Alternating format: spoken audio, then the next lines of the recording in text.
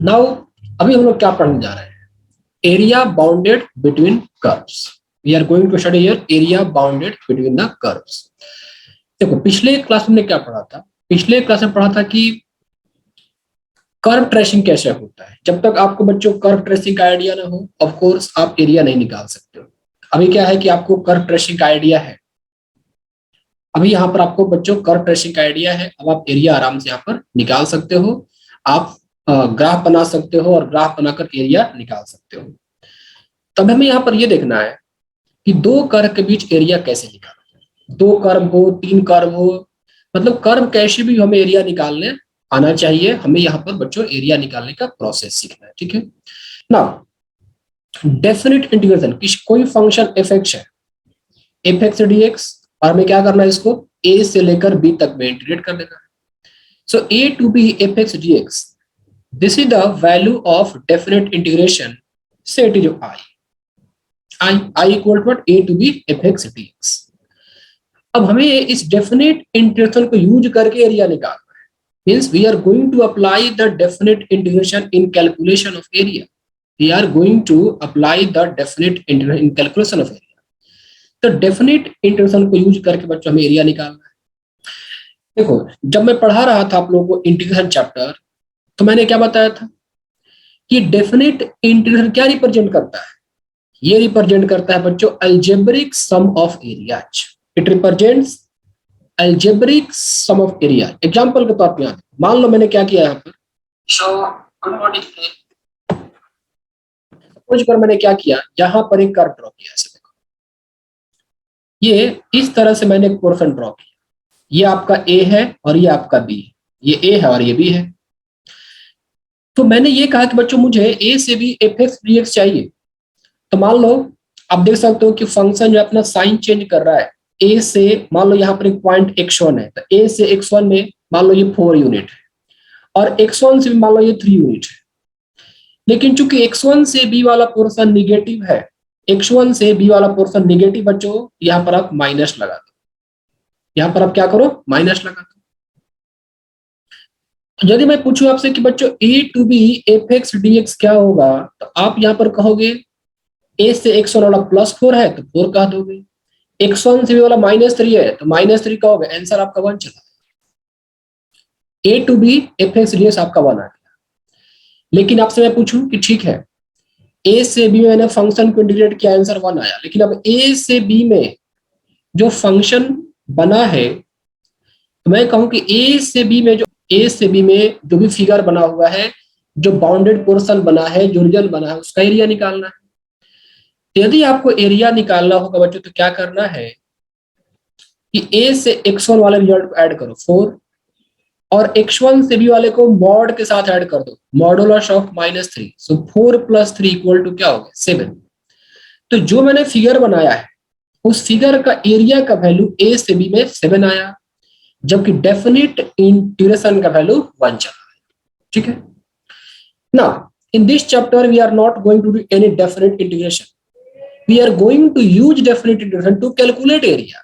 हमारा काम यहाँ पर एरिया निकालना है, और हम इस एरिया को निकालने के लिए इंटीग्रल यूज करेंगे। तो करना क्या है, यदि मान लो हमें क्या करना हो, तो हमें इसका एरिया निकालना हो, तो मैं क्या करता, पहले ए से x1 में इंटीग्रेट करता, वैल्यू 4 आ जाती। फिर मैं x1 से b में इंटीग्रेट करता, तो वैल्यू -3 आती, और जो -3 आती उसको मैं प्लस करके ऐड कर देता, तो मेरा एरिया निकल जाता। x1 से b में जो वैल्यू -3 आती, तो पहले इंटीग्रेशन निकालने के बाद में क्या करता, उसको मॉड लगा देता, और मॉड लगा के ऐड करता, आंसर क्या हो जाता, 4 + 3 7 चला आता। तो इस तरह से टोटल फिगर का एरिया निकल जाता। अब यहाँ पर मैं क्या कर रहा हूँ, कुछ 4-5 पॉइंट्स मेंशन कर रहा हूँ कि कर्व का सिचुएशन क्या हो सकता है, ग्राफ कैसे बन सकता है, under the different circumstances area कैसे निकाला जा सकता है। ठीक है, तो यहां पर आप क्या करें, पहला पॉइंट मेंशन करें, right. Area bounded by the curve, area bounded by the curve y equal to fx, x axis and the lines x equal to a and x equal to b. area bounded by the curve y equal to fx, x axis and the lines x equal to a and x equal to b यहां पर निकालना है। तो एक काम करो, देखो यहां पर क्या करो, एक कर्व स्केच करो, कर्व बना दो। ये रहा आपका बच्चों y एक्सिस और ये रहा आपका x एक्सिस, ठीक है, और ये आपका ओरिजिन है। देखो आपके पास यहाँ पर सिंगल कर्व एफेक्स है, आपके पास यहाँ पर सिंगल कर्व एफेक्स है। तो मान लो ये कर्व एफेक्स कुछ ऐसे दिखाई दे रहा है, ठीक है, और निकालना किसके किसके बीच है, x इक्वल टू b। तो मान लिया बच्चों मैंने कि x इक्वल टू ये मेरे पास a है और ये आपका x इक्वल टू b है। तो a से b में ये फंक्शन और x एक्सिस, एरिया क्या बना आपका, ये बना, ठीक है। तो एरिया आपका बच्चों ये आ गया। यहां पर आप लिखोगे कि ये जो एरिया का फॉर्मूला आएगा, सिंपली क्या करना है आपको, फंक्शन को इंटीग्रेट कर देना है a से b में। मान लो यहां पर मैंने फंक्शन क्या दिया है, यहां पर मैंने function completely above x axis draw किया है। यदि आपका फंक्शन ऐसे होता, यदि आपका फंक्शन मान लो बिलो एक्स एक्सिस होता, यदि आपका फंक्शन बच्चों बिलो एक्स एक्सिस होता, तो बिलो एक्स एक्सिस, तो देखो ये रहा ए और ये रहा आपका बी। सो ये आपका पोर्शन हो गया एरिया का, ये आपका पोर्शन हो गया बच्चों एरिया का। तो करना क्या आपको, इंटीग्रेट ही करना है। लेकिन देखो इसमें इंटीग्रेट करोगे, यहां पर आप इंटीग्रेट करते तो चूंकि कर्व पॉजिटिव है तो वैल्यू आपका प्लस में चला आता, यहां पर क्या है कर्व निगेटिव है तो वैल्यू आपका माइनस में आ जाएगा।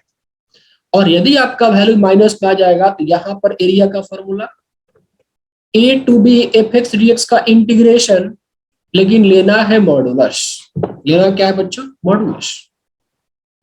यहां पर क्या क्या आपके पास है, देखो एक कर्व होगा, दो आपके पास लाइंस दिए रहेंगे कि ए और बी, क्योंकि एरिया निकालने के लिए कुछ पोर्शन तो क्लोज होना चाहिए ना।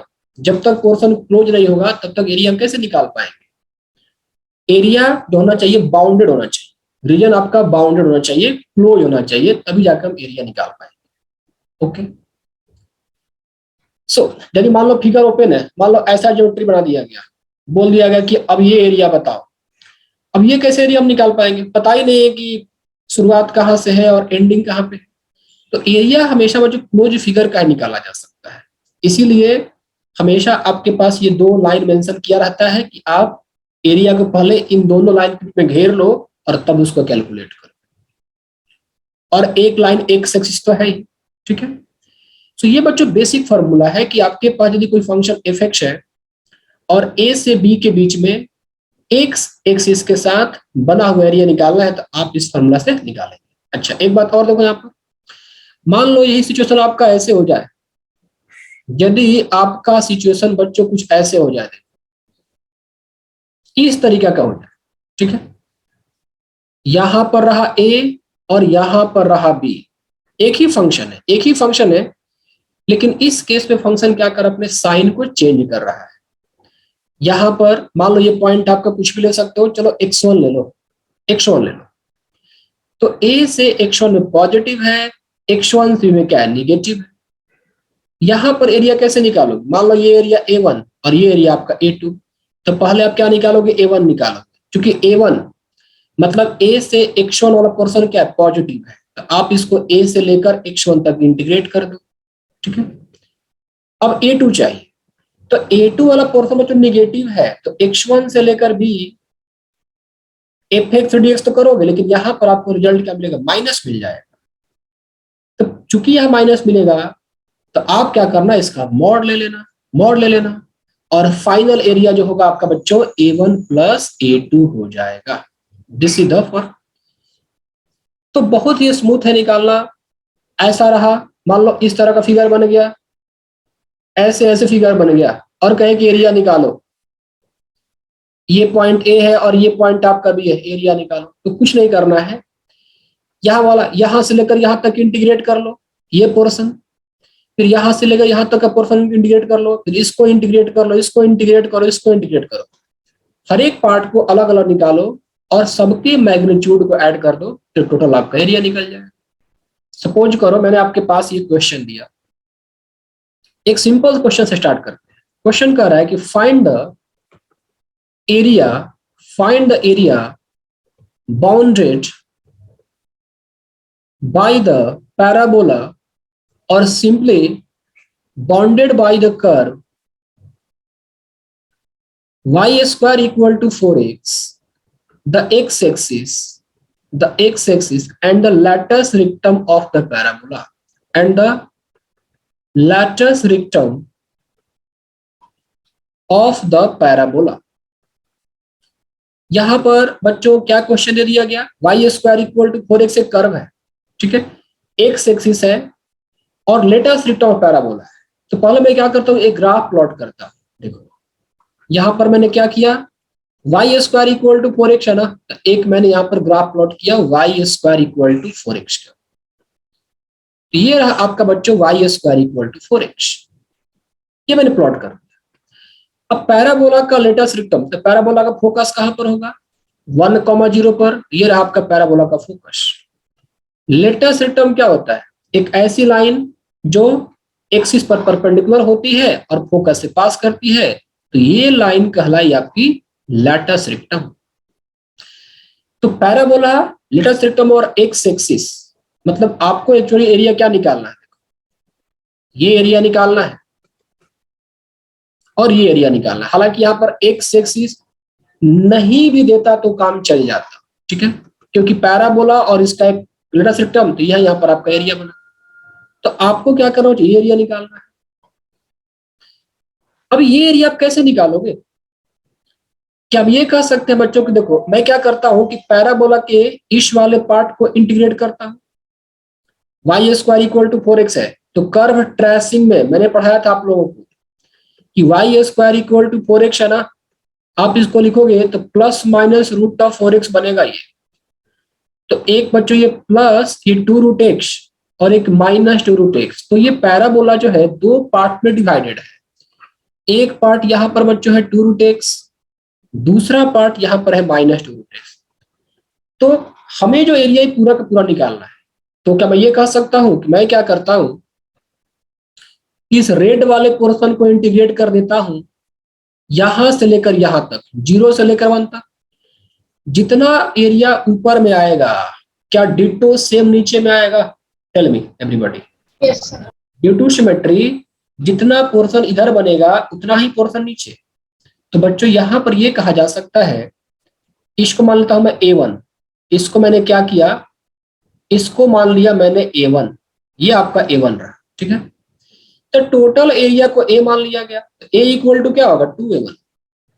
तो बच्चों हम ये कह सकते हैं कि टोटल एरिया जो हमारा A आया वो ट्वाइस ऑफ A1। तो ट्वाइस ऑफ A1, A1 मतलब क्या, हमें पैराबोला के इस पोर्शन को इंटीग्रेट करना है। पोर्शन क्या है 2 रूट एक्स, तो 2 रूट एक्स ये रहा आपका dx। लिमिट कहां से कहां वेरी करेगा, 0 से 1, ये हो गया आपका 0 से 1। So now we can say that the area A equal to 2। ये आपके पास क्या है बच्चों, यहाँ पर रूट एक्स, ये 2 को बाहर निकालो तो 2 2 जा 4, 2 2 जा 4 विल गेट, ये रहा आपका 4, x के पावर 1/2 इंटीग्रेशन फ्रॉम 0 to 1, ये रहा dx। ये रहा 4, इंटीग्रेट करोगे तो x के power 1/2 plus 1 upon 1/2 plus 1, limit कहां से कहां 0 to 1। ये रहा आपका 4, पुट करो अपर लिमिट, तो 1 के पावर 1/3 करोगे तो 1 के पावर 1/3 बच्चों बन जाता है आपका 1, और नीचे में 3/2, लोअर लिमिट क्या है 0, तो कैंसिल हो जाएगा। 4 2 जा 8/3, तो करेक्ट आंसर क्या आ गया इसका 8/3 is the answer. Is that okay everybody, please tell. सारे बच्चों को समझ में आए, बहुत ही बेसिक क्वेश्चन लिया मैंने। नाउ एक और क्वेश्चन लेता हूं, जैसे यहां पर मैं क्वेश्चन ले रहा हूं, जैसे कह रहा है यहां पर क्वेश्चन बच्चों की find the area enclosed, find the area enclosed between y equal to log x base e, the lines x equal to 0 and x equal to 1, the lines x equal to 0 and x equal to 1. Find the area enclosed between y equal to log x base e, the lines x equal to 0 and x equal to 1. तो यहाँ पर हम area कैसे निकालेंगे? सी, पहले हमें क्या करना पड़ेगा? log x का ग्राफ बनाना पड़ेगा। तो बच्चों आप मेरे को बताओ कि log x का ग्राफ कैसा होता है? क्या log x का ग्राफ बिल्कुल ऐसा होता है? Is this the graph of log x? Tell me everybody. हाँ सर। तो ये आपका log x का ग्राफ है, ठीक है। This is the graph of log x base e। ये रहा y एक्सिस और ये रहा आपका x axis. This is your origin और ये पॉइंट आपका 1,0। अब ये एरिया हमें कहां से कहां निकालना है? तो x इक्वल टू 0 और x इक्वल टू 1 के बीच में। x इक्वल टू 0 की लाइन क्या होती है बच्चों? x इक्वल टू 0 की लाइन होती है y एक्सिस, मतलब ये y एक्सिस और x इक्वल टू 1। तो y एक्सिस और ये रहा बच्चों आपका x इक्वल टू 1 की लाइन। और फिर ये कर्व भी है, मतलब यहां पर हमें क्या करना पड़ेगा? सिर्फ इसी एरिया को निकालना होगा, सिर्फ इसी एरिया को निकालना है। ठीक है, देखो हाँ ठीक है, सिर्फ इसी एरिया को निकालना है, क्योंकि x इक्वल टू 1 तो 1 यहीं तक आएगा। हम इधर कोई एरिया जूम कर ही नहीं सकते हैं, क्योंकि इधर जाएंगे तो कर्व नहीं मिलेगा, इधर का पोर्शन लेगो तो आपको y एक्सिस नहीं मिलेगा।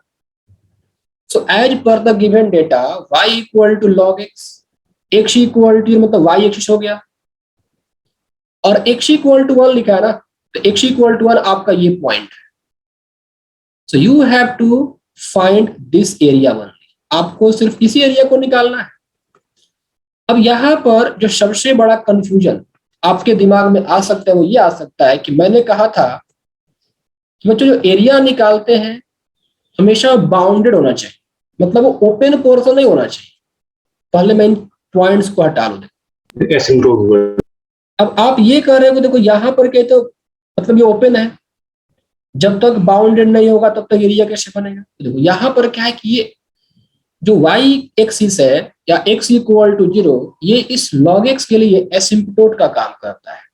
और एसिम्पटोट का डेफिनेशन ये होता है कि यदि आप इसको आगे एक्सटेंड करते हो, यदि आप इसको आगे एक्सटेंड करते हो तो ये log वाला पोर्शन क्या होगा कि ऑलमोस्ट इसको टच करेगा, तो ये अप्रोक्सीमेटली गैप इतना कम हो जाएगा कि ओरिजिन ऑलमोस्ट आपको क्लोज दिखेगा।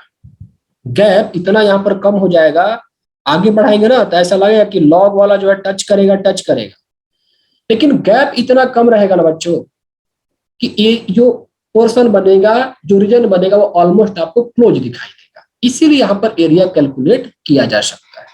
बात समझ में आई सारे बच्चों को? Yes sir. यहाँ पर गैप मतलब इन्फिनिटी पे जाके टच करेगा, तो इन्फिनिटी पे जाके कुछ ऐसा बन जाएगा कि ऑलमोस्ट वो लगेगा कि टच कर गया, रीजन हमारा क्लोज हो गया, बट थोड़ा सा वो गैप रह जाएगा जो कि ऑलमोस्ट निग्लिजिबल होगा। इस केस में हम अपने एरिया को, रीजन को बाउंडेड मान सकते हैं कि जो रीजन है वो क्लोज्ड है। ठीक है, और ऐसा सिचुएशन एसिम्पटोट वाले केस में राइज होता है, मतलब खुला रहेगा लेकिन फिर भी हमको क्लोज मान के चलना होता है, तब होता है जब आपका एसिम्पटोट बनता है। तो हमें क्या करना है कि log x के ग्राफ को इंटीग्रेट करना है 0 से 1, फिनिश्ड। अब देखो इसको इंटीग्रेट करोगे तो निगेटिव आएगा, आप उसका मैग्नीट्यूड ले लो। तो हम यहाँ पे लिखेंगे कि एरिया ए जो होगा वो modulus 0 to 1 log x base e dx होगा। तो पहले इस इंटीग्रल को निकाल लेते हैं और बाद में इंटीग्रेट कर देंगे। तो 0 to 1 log x base e dx। अब आप लोग बताओ कि क्या मैं आप लोगों को log x का इंटीग्रेशन पढ़ा चुका हूं बच्चों? Yes sir. x log x base e minus x, कहां से कहां? 0 to 1। ये आपका हो गया इंटीग्रेशन। log x का क्या होता है? x log x minus x। Put करो लिमिट, तो देखो 1 पुट करोगे तो 1 into log 1, फिर ये -1। अब देखो यहां पर आप 0 पुट करोगे तो एक बार क्वेश्चन कराया था, याद करो आप लोगों को। यहां पर आप 0 पुट करोगे तो x 0 और ये log 0, x 0 बच्चों और log 0, तो 0 तो 0 रहा और ये log 0 होता है माइनस इन्फिनिटी। 0 को हम लिखेंगे 1 अपॉन इन्फिनिटी, तो बच्चों ये इन्फिनिटी बाई इन्फिनिटी फॉर्म में आ गया। यहां पर हम वैल्यू डायरेक्ट ना पुट करके इसका लिमिट लगा दें, तो इसको लिखेंगे लोअर लिमिट 1 पुट कर दिया, अब मैं पुट करूंगा 0, तो इस वाले पार्ट में अप्लाई करना पड़ेगा लिमिट, तो limit x tends to 0 x log of x base e minus 0। यहां बचा आपका -1 माइनस, इस लिमिट को निकालते हैं, so limit x tends to 0, ये रहा बच्चों आपका log of x base e, x को 1 अपॉन x कर दो, x को क्या करो आप 1 अपॉन x कर दो। Now we can write here -1 minus limit x tends to 0, और अब डिफरेंशिएट करो, तो log x को डिफरेंशिएट करोगे 1 अपॉन x, 1 अपॉन x को डिफरेंशिएट करोगे तो -1 upon x square. So here minus limit x tends to 0, ये माइनस माइनस प्लस बना, x स्क्वायर ऊपर x नीचे, ये कटा, आपका आंसर -1 चला। सो देखा जाए तो 0 से 1 में log x का इंटीग्रेशन -1 होता है, लेकिन एरिया की बात की जाए बच्चों तो मॉड लगा दोगे तो मॉडुलस ऑफ -1 आंसर क्या आ गया 1 चला आया। Is that okay everybody? आप लोग चाहो तो इस चीज को याद कर सकते हो आगे ऑब्जेक्टिव क्वेश्चन के लिए कि log x के द्वारा 0 से 1 में जो एरिया आता है उसका मैग्नीट्यूड 1 होता है। क्योंकि मैं ऐसा क्यों कह रहा हूं, क्योंकि ये तो सिंपल क्वेश्चन दिया मैंने आपसे, आप लोग जब प्रैक्टिस करोगे ना तो आपको इस तरह का सिचुएशन मिलेगा। देखो यहां पर क्वेश्चन क्या है, find the area bounded by first y equal to log base e mod x x axis between x equal to 1 and x equal to -1। यहां पर क्या है सेकंड वाले में y equal to modulus of log base e mod x, ये रहा आपका x axis, और यहां पर वही सिचुएशन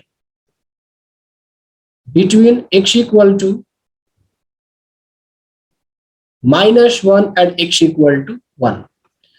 अब देखो y equal to log base e mod x graph ये रहा, -1 से 1 और ये x एक्सिस है, तो एरिया यही बनेगा ना। सी ये आपका एरिया बना, बताओ इसका आंसर क्या आएगा। 0 से 1 में एरिया आप 1 निकाल चुके हो, तो -1 से 0 1 + 1 आंसर क्या हो गया 2 हो गया। दूसरा वाला कैसे ग्राफ बनता है इसका, तो दूसरे वाले का यदि आप ग्राफ बनाने जाते हो, so modulus of log base e mod x होता है।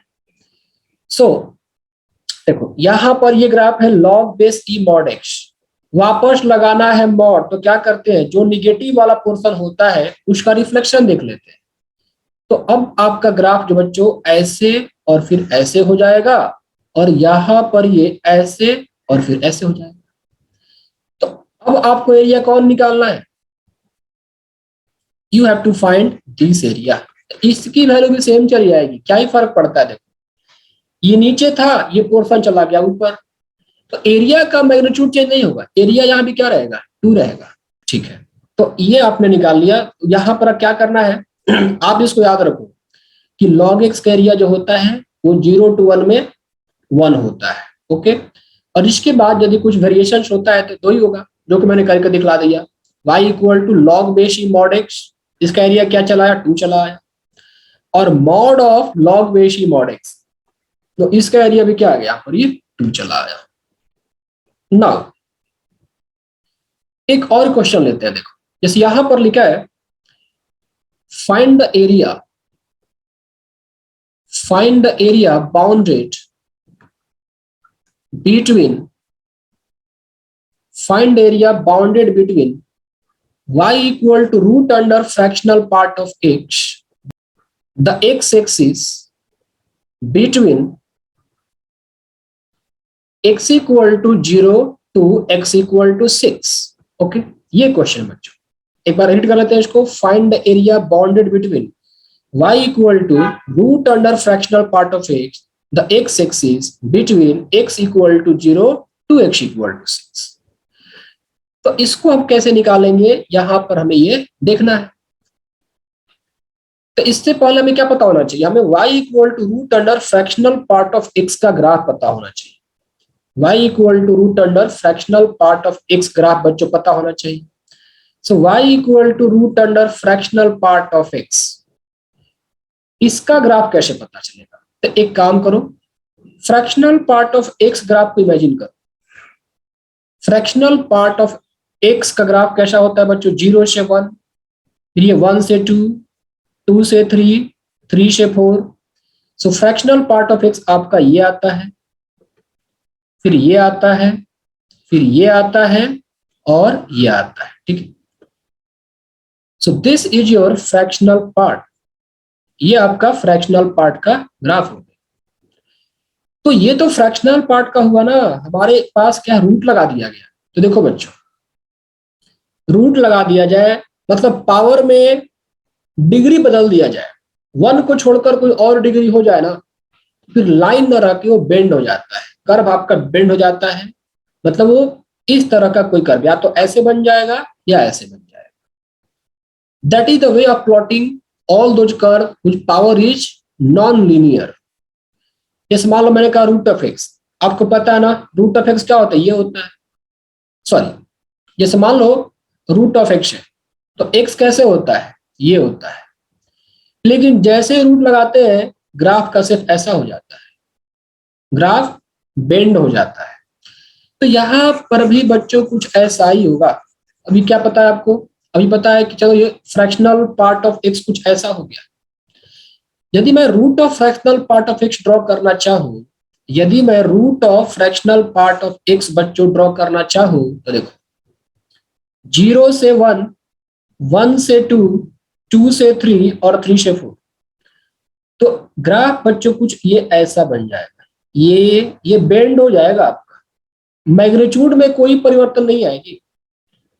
ये ग्राफ बच्चों ऐसे क्या होगा? बेंड हो जाएगा। मैग्नीट्यूड में चेंजिंग क्यों नहीं आएगी बता रहा हूं। आपको पता है कि फ्रैक्शनल पार्ट ऑफ एक्स कहां से कहां लाई करता है बच्चों? 0 से 1। और यदि आपने यहां पर रूट लगाया तो 0 का रूट क्या होगा? 0। Fractional part of root x, और 1 का रूट क्या होगा? 1 ही होगा।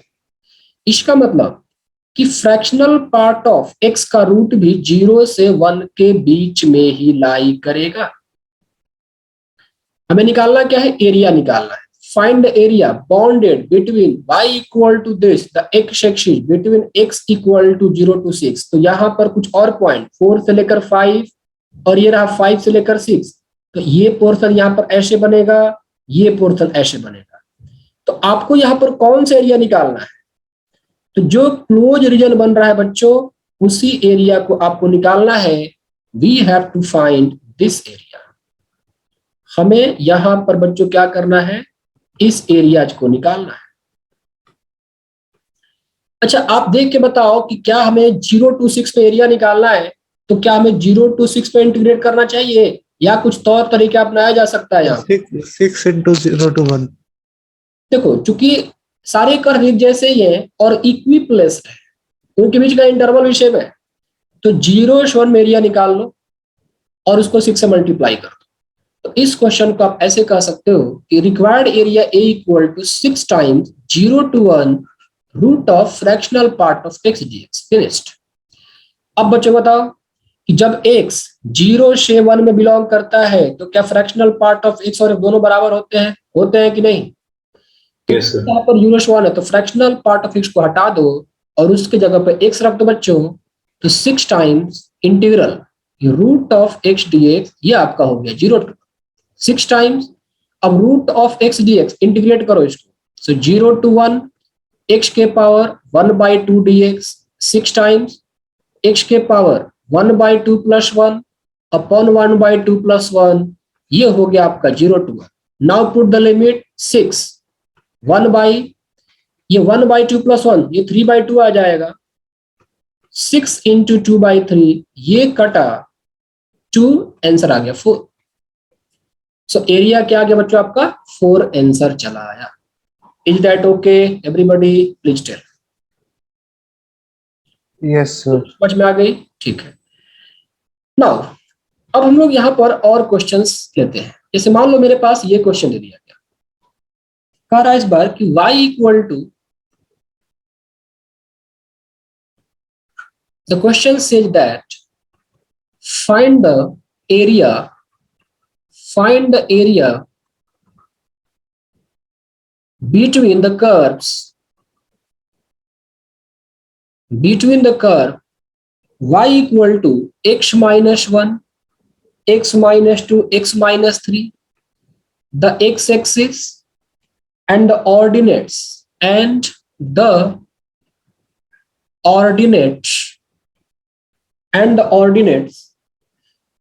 x equal to 0 and x equal to 3। ये सिचुएशन हमारे पास है। y equal to x minus 1, x minus 2, x minus 3 है, x एक्सिस है and ordinate x equal to 0 and x equal to 3 है, और हमें यहाँ पर एरिया निकालना है। चलो निकालते हैं आराम से। देखो यहाँ पर पहले क्या करना पड़ेगा आपको कि पता लगाना पड़ेगा कि ये curve x minus 1, x minus 2, x minus 3 कैसे बिहेव करता है।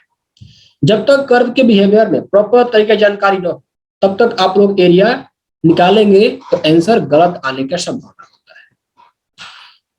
हमारे पास क्या है, x माइनस 1, ये x माइनस 2 और x माइनस 3 है, और हमें यहाँ पर निकालना है एरिया। तो पहले मैं इस ग्राफ को प्लॉट करना चाहूंगा, और ग्राफ को प्लॉट करने के लिए मैं इस फंक्शन के नेचर के बारे में जानना चाहूंगा। बच्चों यहाँ पर क्रिटिकल पॉइंट क्या है, 1 है, ये 2 है, ये 3 है ना। पॉजिटिव नेगेटिव पॉजिटिव नेगेटिव, इसका क्या मतलब, इसका मतलब है बच्चों की 1 के लेफ्ट में फंक्शन नेगेटिव होगा, 1 से 2 के बीच में फंक्शन क्या होगा बच्चों, पॉजिटिव, 2 से 3 के बीच में नेगेटिव, और 3 के बाद positive. Is that clear. x minus 1, x minus 2, x minus 3 का यहाँ पर मैंने क्या किया, एक ग्राफ ड्रॉ करा, मतलब साइन स्कीम ड्रॉ करा, फंक्शन का साइन स्कीम ड्रॉ करा। तो मैं यहाँ पर फंक्शन का ग्राफ भी ड्रॉ करूंगा, लेकिन पहले पता लगाना चाहता हूं कि फंक्शन किधर पॉजिटिव किधर नेगेटिव, क्योंकि इंपॉर्टेंट है जानना। क्वाड्रेटिक होता है तो ग्राफ दिख जाता है, लॉग का ग्राफ दिखता है, एक्सपोनेंशियल फंक्शन ग्राफ दिखता है, लेकिन ये क्यूबिक है, मल्टीप्लाई करोगे तो डिग्री 3 आएगा, दिख नहीं रहा है कैसा। तो यहाँ पर इसके ग्राफ को एस्टिमेट कर सकते हैं। तो पहले मैंने बच्चों ये पता लगाया, तो पता चला कि 1 के लेफ्ट में नेगेटिव, 1 से 2 के बीच में पॉजिटिव, 2 से 3 के बीच में नेगेटिव, और 3 के बाद पॉजिटिव। देखो यहाँ अब यदि आप इसका एक रफ स्केच ड्रॉ करना चाहो तो ये रहा आपका y एक्सिस और ये रहा आपका x एक्सिस, ठीक है। इसमें पहले आप 0 पुट दो, तो 0 पुट करते ही क्या बनेगा, देखो -1, फिर ये -2 और ये -3, 3 2 या 6 इंटू -1, ये -6 बनेगा। यहाँ पे कहीं पे कट करेगा, फिर ये 1, फिर ये 2, फिर ये 3।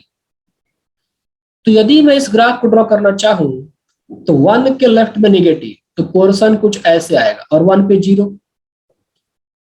1 से 2 के बीच बच्चों ये पॉजिटिव होगा, तो 1 से 2 के बीच में पॉजिटिव, फिर 2 से 3 के बीच में नेगेटिव, तो 2 से 3 के बीच में नेगेटिव, 3 पे 0 और बाद में पॉजिटिव।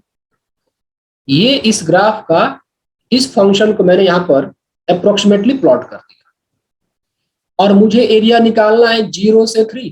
तो पहले मैं क्या करूंगा, इस वाले पोर्शन को निकालूंगा, इसको निकालूंगा, इसको निकालूंगा, और फिर तीनों को इंटीग्रेट, तीनों को ऐड कर दूंगा। So 0 to 1, 1 to 2 and 2 to 3 हमें निकालना पड़ेगा। तो निकालो एरिया। So the required area A equal to 0 to 1 x minus 1, x minus 2, x minus 3। देखो ये निगेटिव आएगा, ये निगेटिव आएगा, तो यहां पर क्या करो, मॉड लगा दो, फिर प्लस 1 से लेकर 2, x minus 1, x minus 2, x minus 3, ये पॉजिटिव आएगा, यहां पर मॉड लगाने की आवश्यकता नहीं है। फिर प्लस 2 से लेकर 3, x minus 1, x minus 2, x minus 3 dx। अब चूंकि ये पोर्शन x एक्सिस के नीचे है तो ये नेगेटिव आएगा, यहां पर आप क्या करें, मॉड लगा दें। अच्छे से लिख लें एक बार। तो यहां पर चूंकि ये नेगेटिव आएगा तो बच्चों क्या करना, मॉड लगा देना है, मॉडुलस ऑफ 2 से लेकर 3 x minus 1, x minus 2, x minus 3 dx. Is that okay everybody? अब इंटीग्रेट करना एक अपने आप में महान काम है, तो पहले क्या करना पड़ेगा, इस फंक्शन को मल्टीप्लाई करना पड़ेगा. सो x minus 1, x minus 2, x minus 3, इसको मल्टीप्लाई करके देखते हैं कि बनता क्या है. तो पहले इन दोनों को मल्टीप्लाई करो, तो ये बनेगा x square minus 3x plus 2 और ये x माइनस 3. फिर मल्टीप्लाई करो तो x स्क्वायर, ये x क्यूब, x स्क्वायर को मल्टीप्लाई करो x cube minus 3x square, फिर ये माइनस 3x स्क्वायर और ये माइनस माइनस प्लस 3 9x, ये रहा प्लस 2x एंड माइनस 6. तो फाइनली आप इसको लिख सकते हो बच्चों x cube minus 3x square minus ये minus 6x square plus 11x minus 6. x cube minus 6x square plus 11x minus 6. तीनों जगह आपको सेम फंक्शन को इंटीग्रेट करना है. तीनों जगह क्या करना है, सेम फंक्शन को इंटीग्रेट करना है. लिमिट अलग अलग पुट करना है. एक जगह 0 to 1, एक जगह 1 से 2, दूसरा जगह 2 से 3 पुट करना है. यहां पर आप एक काम कर लो बच्चों, पहले इसको इंटीग्रेट ही कर लो. तो x cube minus 6x square plus 11x, ये रहा आपका बच्चों माइनस 6 और ये dx. तो पहले इसको इंटीग्रेट कर लो, ये बन जाएगा x के power 4/4 minus 6 x square dx. तो x cube by 3 plus 11 x square by 2 minus 6 times ये dx हो जाएगा. Okay, is it clear to everybody? जैसे इसको और आगे सिंप्लीफाई करोगे तो ये x के पावर 4/4, ये minus 2x cube plus 11/2x square और ये रहा आपका माइनस ऑफ 6x. ये dx नहीं है, ये माइनस ऑफ 6x है. तो आपको क्या करना पड़ेगा, इसी वाले फंक्शन को अब यहां पर पुट करना पड़ेगा. Means the area becomes a equal to modulus of, देखो यहां पर मॉड लगा रहा हूं मैं, ये मॉड है x के power 4/4 minus 2x cube plus 11/2x square, ये माइनस 6x. ठीक है, और यहां पर जो लिमिट पुट करना होगा 0 से 1, ये बाहर मॉड लगा है. फिर प्लस x के power 4/4 minus 2x cube plus 11/2, ये रहा आपका x स्क्वायर, फिर ये माइनस 6x. और यहां पर जब इनपुट करोगे ये 1 से 2 पुट करना होगा, 1 से 2, और लास्ट यहां पर जो 2 से 3 हो गया. तो फंक्शन आपका सेम रहेगा लेकिन मॉड लग जाएगा. यहां पर क्या लगेगा, आपका मॉड लगेगा. मॉड x के पावर 4/4, ये रहा minus 2x cube plus 11/2x square minus 6x. कहां से कहां बच्चों, 2 से 3. अब जब तुम वैल्यूज पुट करोगे तो देखोगे इसका जो इस पार्ट का आंसर -9/4 का मॉड आएगा, इस वाले पार्ट का आंसर 1/4 और इस वाले पार्ट का आंसर बच्चों -1/4 आएगा. इन तमाम को ऐड कर दो तो प्लस हो जाएगा. मॉडुलस ऑफ माइनस क्या होता है, प्लस. सो 9/4 प्लस 1/4 प्लस 1/4, ये 11/4 बन जाएगा. ठीक है, तो इस क्वेश्चन का जो एरिया आया फाइनली आंसर 11/4 चला आया. So answer of this question is 11/4. तो अब तक जो हमने सिचुएशन देखा, क्या देखा, एक ही फंक्शन था, तो एक ही फंक्शन को under the given condition integrate करना था. x एक्सिस, फिर x की 2 लिमिट रहेगी. ठीक है, अब हम वैसे से केस को देखते हैं जहां पर हमारे पास 2 फंक्शन होगा. देखो now area bounded between the curves fx and gx. Area bounded between the curves fx and gx and the lines x equal to a and x equal to b. आपके पास 2 curve है और यहां पर क्या करना है कि 2 कर्व है, तो दोनों कर्व के बीच कुछ ना कुछ एरिया बनेगा. तो उस एरिया को निकालना है 2 लाइन के बीच में, x इक्वल टू और x इक्वल टू. पहले डिफरेंट सिचुएशन को समझते हैं। देखो यहाँ पर क्या क्या पॉसिबिलिटी है। फर्स्ट ये आपका वाई एक्सिस और ये रहा एक्स एक्सिस, तो ये वाई एक्सिस रहा और ये एक्स एक्सिस रहा। देखो बच्चों क्या क्या हो सकता है। मान लो ये आपका फंक्शन एफ एक्स है और यहां पर आपका फंक्शन जी एक्स है, ठीक है। X equal to A and x equal to B के बीच एरिया निकालना है, एक्स इक्वल टू ए और बी। तो एक्चुअली में एरिया कौन बना, ये ऊपर वाला एफ एक्स और ये नीचे वाला जी एक्स। तो एरिया बना क्या यहाँ पर, ये वाला एरिया बना। हमें ये वाला एरिया चाहिए। अब सोचिए कैसे होगा। देखो करना कुछ नहीं, बड़े वाले फंक्शन में से छोटे वाले को माइनस कर दो। यदि मैं आपसे पूछूं कि मुझे ये रेड वाला एरिया निकालना, आप कैसे निकालोगे? पहले क्या करोगे आप, इस एफ एक्स को इंटीग्रेट करोगे, A to B F x D X. यदि आप ए to B F x D X को इंटीग्रेट करोगे तो आपको ये पूरा का पूरा एरिया मिलेगा। Am I correct everybody? Tell me. Yes, sir. मैं ए to B F x D x करता हूं तो पूरा का पूरा एरिया मिलेगा। और फिर मैं क्या करूंगा, फिर मैं यहां पर क्या करूंगा बच्चों, ए to b g x D x करूंगा। यदि मैं ए to b g x D x करता हूं तो फिर मुझे ये जी एक्स वाला ग्रीन वाला एरिया मिल जाएगा। अब इस पूरे ब्लैक वाले एरिया में से यदि मैं ग्रीन वाला एरिया को हटा दूं तो क्या मुझे रेड वाला एरिया बचता दिखाई देगा? Tell me. Yes, sir. Yes, sir. यहां पर क्या करें, माइनस कर दे, तो माइनस करना पड़ेगा। सो माइनस, तो इस जो मैंने यहां पर लिखा है उसको हटा दे। सो तो जो ये रेड वाला जो एरिया आया ना, एक्चुअली में क्या आया, एफ एक्स से बना हुआ एरिया माइनस जी एक्स से बना हुआ एरिया। तो आप इसको ऐसे लिख लो, ए टू बी, ये सिंपली हो जाएगा बच्चों F x minus g x into D x. यही आपका फॉर्मूला है। अब याद रखो, यदि आपके पास दो कर्व हो और वो दोनों कर्व कैसे भी ओरिएंटेड हो, उन दोनों कर्व के बीच का एरिया होता है दोनों कर्व का difference f x minus g x, फिर lower limit to upper limit. मैं दिखलाता हूं, देखो ये एक केस रहा। यदि आपके पास ये ग्राफ का ओरिएंटेशन ऐसा भी हो, यदि आपके पास ग्राफ का ओरिएंटेशन एक ग्राफ इधर हो दूसरा ग्राफ इधर हो, ये रहा एफ एक्स और ये रहा जी एक्स, तब भी बच्चों यही फॉर्मूला होल्ड करेगा। क्यों? अब सिंपल सी बात याद रखना है, lower upper curve minus lower curve, that's it. F x ऊपर है जी एक्स नीचे है और ये आपका कंप्लीट एरिया बना ए से बी के बीच में। फॉर्मूला बिल्कुल सेम, फॉर्मूला है ही नहीं, एरिया चैप्टर में तो फॉर्मूला है ही नहीं। ग्राफ ट्रेस करने आ गया, यही एक का सिंपल रिजल्ट है। और ये क्या डेरिवेशन है, अपर वाला कर्व माइनस लोअर वाला कर्व, बच गया बीच वाला एरिया, दैट्स इट। एक ये पोजीशन है। देखो और कैसे कैसे बना सकता हूं मैं। मान लो आपका फंक्शन ऐसे ओरिएंट हो गया,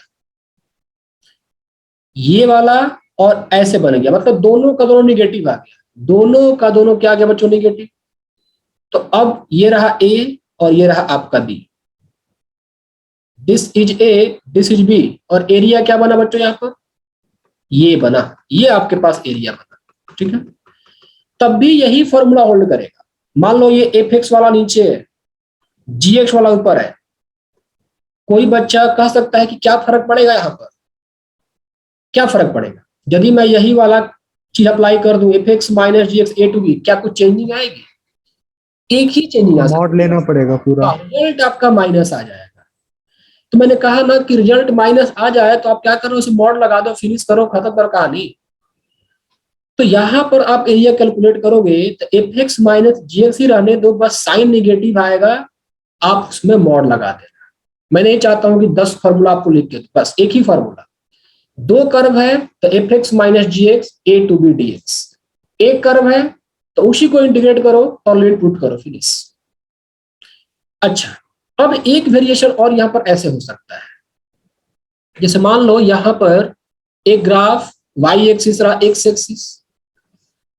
अब तक आप क्या देख रहे हैं कि यहां पर क्या देखा कि एफ एक्स और जी एक्स दोनों का दोनों पॉजिटिव। यहां पर आपने क्या देखा, एफ एक्स पॉजिटिव जी एक्स निगेटिव। यहां पर आपने क्या देखा, एफ एक्स जी एक्स दोनों निगेटिव। अब देखो यहां पर क्या है कि अब की बार पोर्शन कुछ ऐसे हो गया, इधर ऐसे और ये ऐसे। और आपसे बोला गया कि एरिया निकालना है, ये रहा ए और यहां पर कहीं रहा आपका बी। चलो इसको ऐसे कर दो, तो ये रहा बच्चों आपका ए और ये रहा बी। यहां पर आपको कहा गया एरिया निकालना है। तो एरिया क्या बना एक्चुअली, ये पोर्शन इनक्लोज हुआ ना, यहां से लेकर यहां तक का पोर्शन ये इनक्लोज हो गया। These are the portions enclosed and we have to find this area। कोई दिक्कत नहीं है, यहां पर भी बच्चों सेम फॉर्मूला होल्ड करेगा, F x minus g x into D x. 10 दोनों फंक्शन का डिफरेंस, ये आपका मान लो ऊपर वाला एफ एक्स है, नीचे वाला जी एक्स है, तो f x minus g x ए से बी कर देना है, यही आपका एरिया निकलेगा। इसको चाहो तो आप समझने का प्रयास भी कर सकते हो।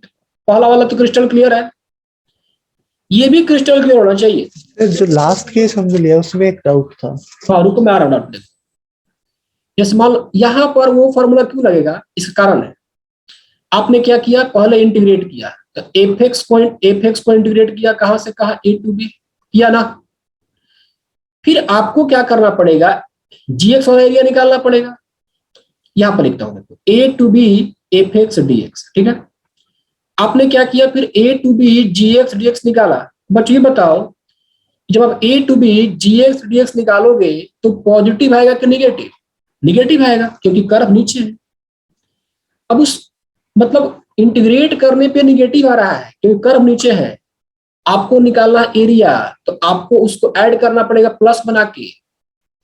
इंटीग्रेट किया, निगेटिव आया, तो और मैं किससे मल्टीप्लाई करूं ताकि बन जाए पॉजिटिव? माइनस से। तो a to b g x D x negative आएगा क्योंकि कर्व निगेटिव है, तो आप उसको माइनस से मल्टीप्लाई कर दो। तो अब ये वाला पार्ट पॉजिटिव, ये पॉजिटिव, अल्टीमेटली क्या बना, ये a to B F x minus g x D x ही बना, ठीक है। अब इसमें पहले मैं इसको क्लियर कर दूं, इसके बाद आपका डाउट ऑटोमेटिकली क्लियर हो जाएगा, चिंता ना करें, ठीक है। अब बच्चों को यहां पर क्या है, बहुत सारा कंफ्यूजन हो सकता है, इसको हटा दो, ठीक है। ये आपका एक्स एक्सिस है, तो मैंने कहा कि ऊपर में एफ एक्स है, नीचे में जी एक्स है, कुछ पार्ट पॉजिटिव कुछ पार्ट निगेटिव, लेकिन फिर भी एरिया इसका F x minus g x D x करके निकले। कैसे, इस बात को समझने का प्रयास करो सब। देखो जैसे यहां पर क्या हो गया, कट हो गया। मान लेते हैं कि ये पॉइंट आपका x1, पहले प्रूव करता हूं। मान लो कि a से लेकर x1, फिर x1 से लेकर x2 और x2 से लेकर b। अब x1 पे क्या करो, एक वर्टिकल लाइन ड्रॉ करो ऐसे, और x2 पर भी एक वर्टिकल लाइन ड्रॉ करो, ठीक है। x2 पर भी क्या करो, एक वर्टिकल लाइन ड्रॉ करो। मैं आपसे पूछना चाहता हूं बच्चों कि मुझे a से x1 में इस वाले एरिया को बताओ। ये आपका कर्व क्या एफ एक्स है और ये कर्व आपका जी एक्स है। ये मैंने A1 निकाला, इस पोर्शन को A2 निकाला और इस पोर्शन को A3 निकाला। A1 वाला पोर्शन कंप्लीटली निगेटिव, A2 वाला कुछ पार्ट पॉजिटिव कुछ पार्ट निगेटिव, A3 वाला क्या है, पूरा का पूरा पॉजिटिव। यदि मैं आपसे A1 पूछूं तो A1 के बारे में आप क्या बताओगे? कौन सा कर्व नीचे है, टेल मी, मतलब कौन सा कर्व जी एक्स नीचे है? तो नीचे इसलिए है क्योंकि वो बड़ा है, जी एक्स बहुत ज्यादा एरिया ऑक्युपाई करता है, इसलिए वो नीचे है। तो upper curve minus lower curve करो ना। आप एक काम करो, इसको ना आप निगेटिव वाला इमेज हटा के देखो। आप अपने दिमाग बैठा लो कि मान लो निगेटिव को छोड़ दे, तो निगेटिव को छोड़ दे तो ये लार्गर वाला कर्व है जी एक्स, और छोटा वाला कर्व कौन सा है, एफ एक्स है। यहां पर आप एरिया कैसे निकालोगे? ऐसे करोगे ना, देखो g x minus f x D x. समझ में ना आए तो बताना बच्चों। और कहां से कहां इंटीग्रेट करोगे, ए से x1। पहले ये एक्सप्रेशन सबको समझ में आई मैंने क्या लिखा? इसका मॉड भी लेंगे फिर क्या अपर माइनस लोअर जो करना है, तो आप मोड क्या मॉड सर। एक मिनट रुक जाओ।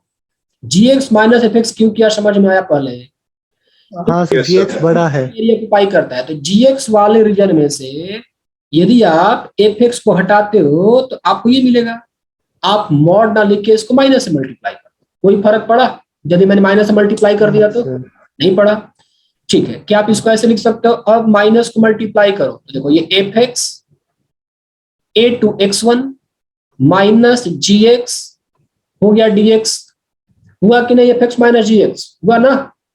हुआ सर। हो गया। अब x1 से x2 के बीच में लिखो a2 वाले पोर्शन को, तो कैसे लिखोगे? x1 से x2 से इंटीग्रेट करोगे। ये तो सिंपली इसी रूल को फॉलो करता है। इस वाले को, एक कर्व ऊपर है पॉजिटिव, दूसरा नीचे है, यहां पर सिंपली क्या लगा दोगे आप? F x minus g x, और यहां पर लगा दोगे dx। और a3 निकालो। a3 में क्या? एफ एक्स ऊपर gx नीचे। तो यहां पर आपको लिखना होगा बच्चों F x minus g x integral dx। कहां से कहां? x2 से लेकर b लिखना होगा, तो x2 से लेकर b। अब आपको एरिया चाहिए तो आप a1 plus a2 plus a3 करें, तो करो। a से लेकर एफ एक्स, a से लेकर x1 एफ एक्स, फिर ये माइनस जी एक्स dx, फिर ये x1 से लेकर x2 F x minus g x फिर dx, और फिर बच्चों x2 से लेकर b F x minus g x into dx। सोचो, a से लेकर x1, x1 से लेकर x2, x2 से लेकर b F x F x F x. क्या हम इकट्ठा इसको a से लेकर b एफ एक्स लिख सकते हैं? टेल मी, यस और no? Yes sir. Piecewise function property, a से लेकर x1, फिर x1 से लेकर x2, और फिर x2 से लेकर b f dx, ये भी f dx और ये भी आपका f dx। तो क्या आप a से b लिख सकते हो डायरेक्टली इसको? a से b एफ एक्स माइनस फिर gx, a से लेकर x1, gx x1 से लेकर x2, gx x2 से लेकर b। तो क्या ये f x minus g x बन गया? आया कि नहीं आया proof? Tell me guys. Sir अब क्या कंफ्यूजन है बताओ, बोलो। पर A2 में सर आपने हाफ हाफ करके क्यों नहीं लिया? मतलब एक बार में ऐसे क्यों ले लिया? क्योंकि एक तो पोर्शन नेगेटिव था, एक पोर्शन हाँ पॉजिटिव। सर, ये मुझे भी डाउट है। ये पढ़ा देखो, एफ एक्स क्या है? पॉजिटिव है, जी एक्स क्या है? नेगेटिव है। तब भी तो यहाँ पर F x minus g x बनकर आया है ना। एफ एक्स में एक पोर्शन पॉजिटिव, प्रूव तो किया मैं। देखो ए से b F x D x, g x नीचे है। यदि आप ए से b g x D x करते हो तो माइनस में आएगा, लेकिन आपको ऐड करना है प्लस बना के, तो माइनस से मल्टीप्लाई कर दो पहले आपको। तो हो तो वही जा रहा है ना, हो तो वही जा रहा है। तो ये माइनस मल्टीप्लाई करने से होता क्या है, ये जी एक्स जो कि माइनस था वो प्लस बन के ऐड होता है। भले आपको दिख नहीं रहा है लेकिन वो अंदर में प्लस बन जा रहा है। समझने का प्रयास करो बच्चों, इमेजिन करो। मान लो तुम्हारे पास ये एक शेप होता, ठीक है, ये एक शेप होता, ठीक है, इसकी वैल्यू 4, नीचे वाला माइनस, पूरा एरिया ऐड करना, तो क्या लिखते? 4 माइनस माइनस 2 लिखते लिखते कि नहीं लिखते? Yes sir. तो ऊपर वाला मान लो 4 है, नीचे वाला -2, तो ये वैल्यू क्या देगा? 4 देगा। और ये वैल्यू आपको क्या देगा? ये वैल्यू आपको -2 देगा, लेकिन पहले ही माइनस से मल्टीप्लाई कर दिया तो माइनस माइनस प्लस होकर ऐड हो जाएगा। हाँ, समझाया सर। यहाँ पर ये सब्ट्रैक्ट नहीं हो रहा है, ये ऐड हो रहा है। जब आप इसको पुट करोगे ना तो एक्चुअली में वो ऐड हो रहा होगा, ट्रैक नहीं हो रहा है। Is that clear? तो अब जैसा सिचुएशन यहाँ पर है बिल्कुल वैसा यहाँ पर देखो, x1 से x2 एफ एक्स वाला पोर्शन ऊपर है, जी एक्स वाला पोर्शन नीचे है। तो हम क्या लिखेंगे? F x minus g x लिखेंगे x1 से x2। क्या है कंफ्यूजन बताओ? आ गया सर। तो यहाँ पर आपने सीखा क्या? तो आपने यहाँ पर बच्चों ये सीखा, अब आपके पास दो कर्व है, वो कैसे भी ओरिएंटेड हो, वो कैसे भी ओरिएंटेड हो, यदि आपको उन दोनों के बीच का कर्व निकालना है तो आप f x minus g x a to b ही करोगे, क्योंकि हर एक पॉसिबल ओरिएंटेशन मैंने दिखला दिया। दोनों का दोनों कर्व पॉजिटिव तब भी यही फॉर्मूला, दोनों का दोनों कर्व नेगेटिव, सॉरी दोनों का दोनों कर्व नेगेटिव तब भी यही फॉर्मूला, बस मॉड लगा देना है। एक कर्व पॉजिटिव एक कर्व नेगेटिव, तब भी यही फॉर्मूला आया। और फिर मैंने यहां पर एक जनरल केस ले लिया जिसमें कर्व के कुछ पार्ट पॉजिटिव कुछ नेगेटिव मिक्स करके, तब भी सेम फॉर्मूला आया ultimately. Okay, is that understood everybody? Please tell. Yes sir. ये आप समझ गए तो पूरा एरिया खत्म। एरिया का ये सेकंड लास्ट टॉपिक कर सकते हो आप। आईआईटी में इससे बाहर कुछ नहीं आने वाला है, बस करना है तो अब इंटीग्रेशन करना है। पेज खत्म हो गया, कुछ क्वेश्चन लेता हूं, इसके बाद बताता हूं। सपोज करो मैंने यहां पर एक क्वेश्चन दिया, जैसे एक पहले सिंपल क्वेश्चन दे रहा हूं आपको। लिखा गया है कि find the area bounded by the curves x equal to 1/2, x equal to 2, y equal to log of x base e, और यहां पर y equal to 2 के पावर x लिखा है और कुछ नहीं दे रखा है, बस कह रहा है कि ये एरिया निकालो। और आईआईटी के सब्जेक्टिव क्वेश्चन है ये, जब आईआईटी में सब्जेक्टिव प्रॉब्लम हुआ करते थे तब ये आया हुआ है। तो कैसे निकालेंगे? यहां पर देखिए, पहले आप क्या करो, कर्व को स्केच करो। देखो यदि मैं चाहूं तो यहां पर मैं स्केच भी नहीं करूंगा। मैंने क्या देखा, x इक्वल टू 2 है और ये log x है। ओ सॉरी, एक कर्व है log x, दूसरा है 2x। लिमिट कहां से कहां? 1/2 से 2 है ना। दो कर्व है, दो लिमिट है, no need to draw the curve, answer perfect आएगा। fx माइनस gx कर लो, तो किसी एक कर्व में से किसी दूसरे को सबट्रैक्ट कर दो। अब आप पूछोगे सर आपने बिना ये जाने कि कौन ऊपर है कौन नीचे सबट्रैक्ट क्यों कर दिया? मैंने इसलिए किया कि मुझे पता है पॉजिटिव आया तो ठीक है, निगेटिव आया तो उसका मॉडुलस ले लूंगा। मान लो मैं 4 - 2 करता हूं तो 2 आता है, अब 2 - 4 करता हूं तो -2 आएगा, तो क्यों ना मैं मॉड ले लूं यहाँ पर, फिनिश। तो बच्चों यदि आप चाहो तो यहां से अपने माइंडसेट में कर सकते हो कि दो कर्व है और दो लिमिट है, तो वहां पर आप ग्राफ न भी ड्रॉ करो चलेगा, दोनों कर्व को सबट्रैक्ट करो, लोअर लिमिट अपर लिमिट डालो, क्योंकि दो कर्व ओरिएंटेशन कैसा भी हो fx minus gx into dx ही होगा, फिनिश्ड। हाँ सर। ग्राफ भी ड्रॉ करूंगा, आप चिंता मत करो, मैं ग्राफ भी ड्रॉ कर दूंगा, लेकिन मैं चाहूं तो बिना ग्राफ ड्रॉ किए first curve minus second curve 1/2 से लेकर 2 कर सकता हूं। ये हो गया, ये तो मैं करूंगा इसको। लेकिन अब आप लोगों के लिए मैं ये सिखाऊंगा कि आप लोग क्या करें, इनका ग्राफ ड्रॉ कर ले ऐसे। तो ग्राफ ड्रॉ करिए। log x का ग्राफ कैसा होता है बच्चों? ये होता है 2 के पावर x ग्राफ ये होता है। This is the point 1।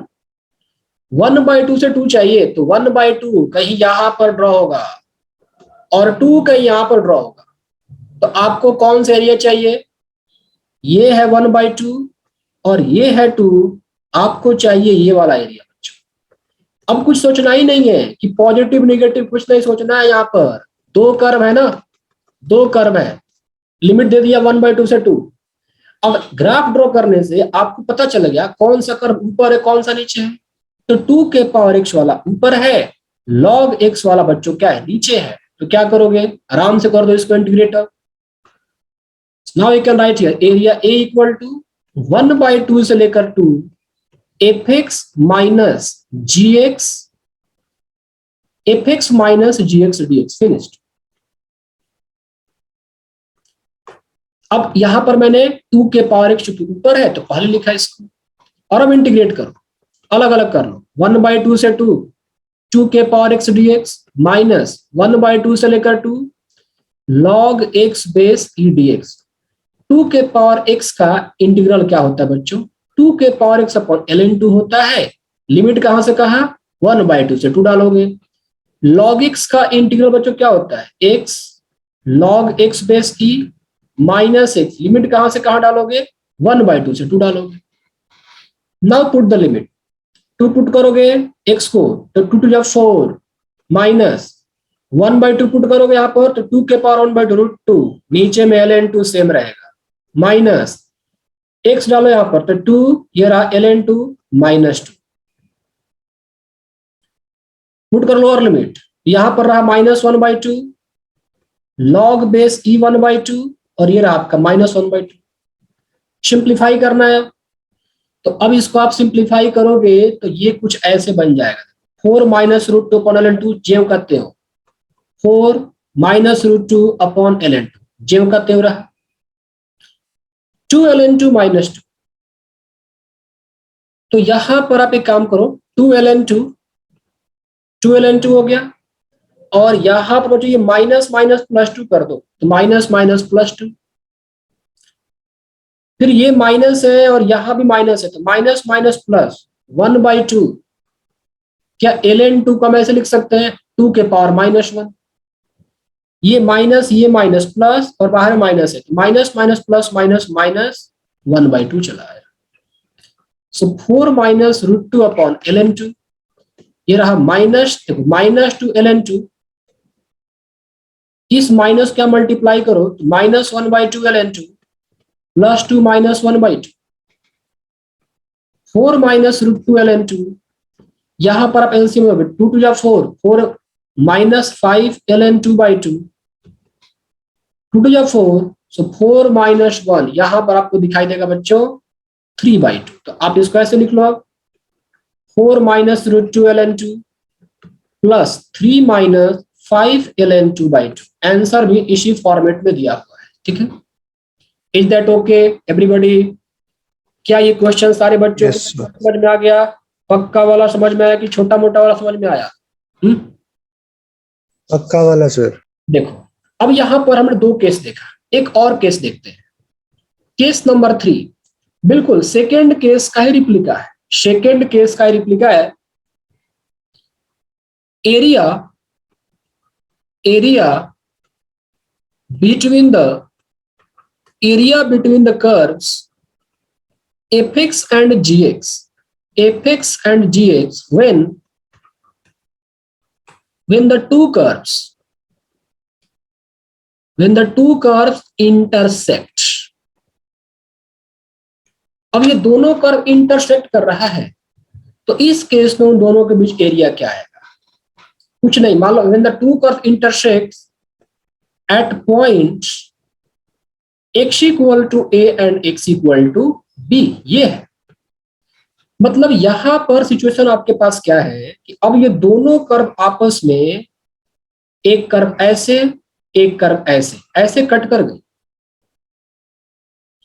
ये आपका पॉइंट ए है और ये आपका पॉइंट बी है, ऊपर में fx नीचे में gx, या तो ऐसे कट हो जाए या फिर ऐसे कट हो जाए। इधर कट किया और ये आपका इधर कट किया। This is the point of intersection A, this is the point of intersection B. ये ऊपर मान लो यहाँ पर fx है और ये gx है, तो कुछ नहीं कर रहे, तो और आसान काम। पहले क्या था कि आपको ए और बी दिया रहता था, अब ये ए और बी प्रॉब्लम में दिया नहीं रहेगा, दोनों कर्व को सॉल्व करके निकालना पड़ेगा। A and B are the point of intersection, formula बिल्कुल सेम। एरिया का फॉर्मूला बच्चों क्या करना है आपको, fx माइनस gx, यहां पर हो जाएगा ये dx, a to b कर देना है, दैट्स इट। मतलब सेकेंड वाला थ्योरम और थर्ड वाला थ्योरम बिल्कुल सेम है। सेकेंड वाले में ए और बी आपको अलग से दिया रहता था, इस वाले में क्या करना है कि ए और बी को आपको अलग से निकालना है। तो दोनों कर्व आपस में इंटरसेक्ट करना है, fx minus gx a to b हो गया। क्वेश्चन करके देखो, मान लो यहां पर एक क्वेश्चन लिखा है बच्चों की, find the area between the curves y equal to x log x and y equal to 2x minus 2x square। अब यहां पर ऐसा कुछ नहीं दे रखा है, एंड पॉइंट यहां पर दिया ही नहीं है, किसके किसके बीच लिखना है, ये कुछ नहीं दे रखा है, बस कह दिया कि एरिया निकालो। ऑप्शन भी है यहाँ पर, option A 1/12, option B 7/12, option C 5/12 and option D है बच्चों यहाँ पर 1/2 है। ये 4 ऑप्शन है आपके पास।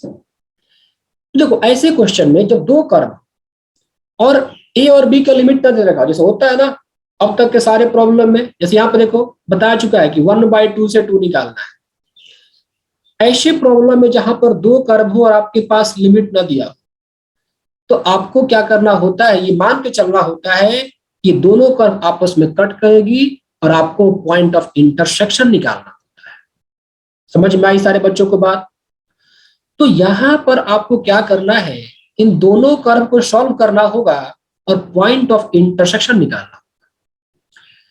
अब क्वेश्चंस को सॉल्व करना आसान भी है, मुश्किल भी है। जैसे एक है log x, दो फंक्शन है, एक में log x है, दूसरा में अलजेब्रिक इक्वेशंस है, अलजेब्रिक टर्म्स है।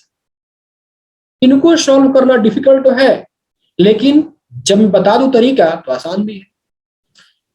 बच्चों एक बात याद रखो, जब भी आपके पास दो अलग अलग नेचर के फंक्शन दिया है, जैसे एक log हो गया, दूसरा ट्रिगो हो गया, log हो गया, पोलिनोमियल हो गया, एक्सपोनेंशियल हो गया, पोलिनोमियल हो गया, तो वैसे क्वेश्चन को हम सॉल्व नहीं करते हैं, इंस्पेक्शन से पॉइंट पुट करते हैं जो कि दोनों को सेटिस्फाई करता है। आप लोग मेरे को बताओ, एक तरफ आपके पास एक x log x है, दूसरी तरफ 2x माइनस 2x स्क्वायर है।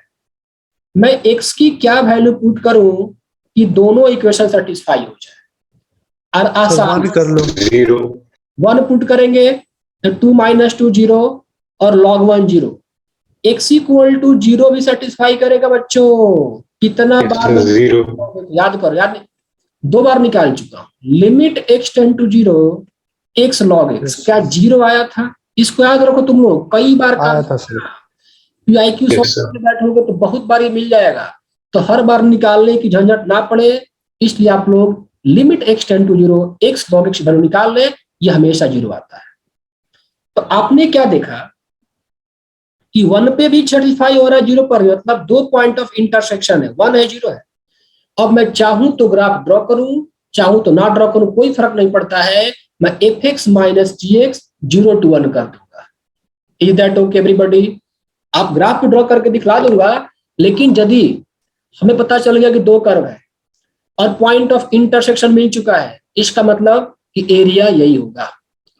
0 to 1 एक कर्व माइनस दूसरा कर्व, करके देख लेता हूं, निगेटिव आया तो मॉड ले लूंगा, फिनिश कर दूंगा, दैट्स इट। ग्राफ भी ड्रॉ कर दूंगा लास्ट में, पहले सॉल्व भी कर लेता हूं। क्या बना बच्चों? 0 से 1 x log x minus 2x minus 2x square dx। अब क्या करना है, इंटीग्रेट करना है, तो बाई पार्ट्स पे करो, पहले अलग अलग करो।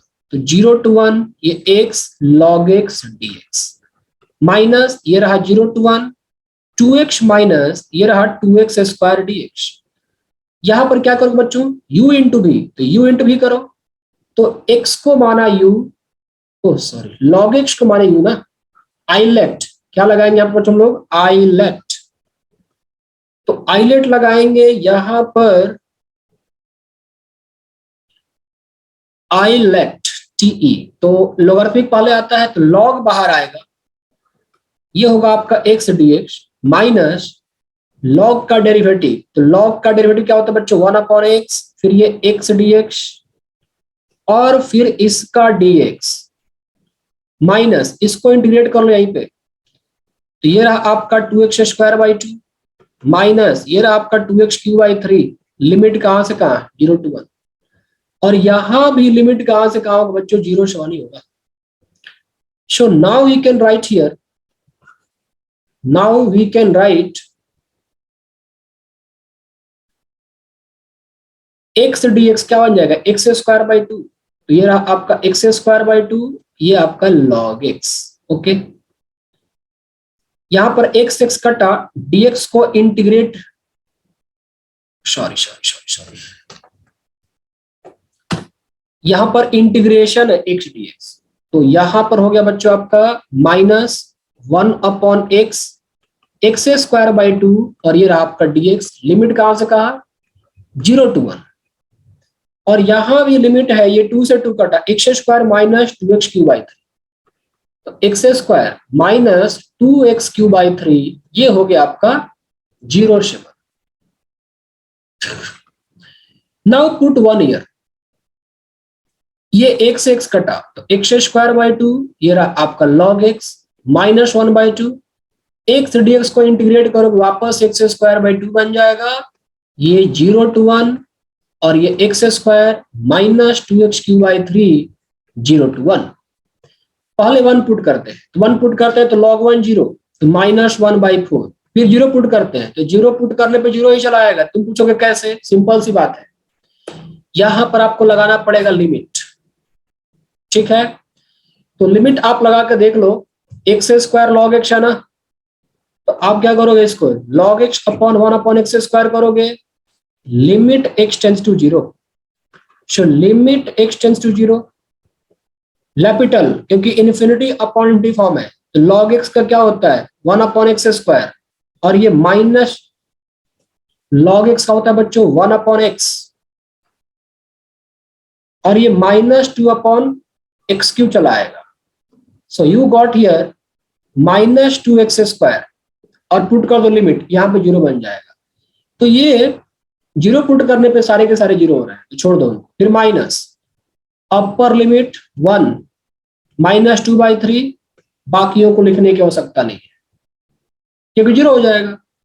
तो ये -1/4, ये माइनस, यहां पर एलसीएम लो, 3 - 2 1/3, -7/12 निगेटिव आ रहा है, कोई बात नहीं, इंटीग्रेशन निगेटिव आया, तुम्हें तो एरिया निकालना है तो मॉड करेंगे तो ये 7/12 आ जाए। इसको यहाँ पर ग्राफ बनाने की आवश्यकता नहीं, आप ग्राफ बनाओगे तो आपका टाइम लग जाएगा, लेकिन बता दिया ना कि 2 कर्व है, तो सिंपली fx - gx और उनके पॉइंट ऑफ इंटरसेक्शन को इंटीग्रेट करो, वही एरिया आपका आ गया। ठीक है, तो बच्चों इस तरह से आज की क्लास में अपने एरिया निकालने के सारे इंपॉर्टेंट थ्योरम्स को देख लिए, मतलब और कोई इंपॉर्टेंट थ्योरम नहीं रह गया है। अब वेरिएशंस है, ऐसे नहीं निकाल पाए तो ऐसे करके निकालेंगे, वो काम नहीं किया तो ये काम करके निकालेंगे। तो अगले क्लास में देखेंगे हम लोग उन तमाम बातों को, और एरिया इस तरह से क्या हो जाएगा, एंड हो जाएगा।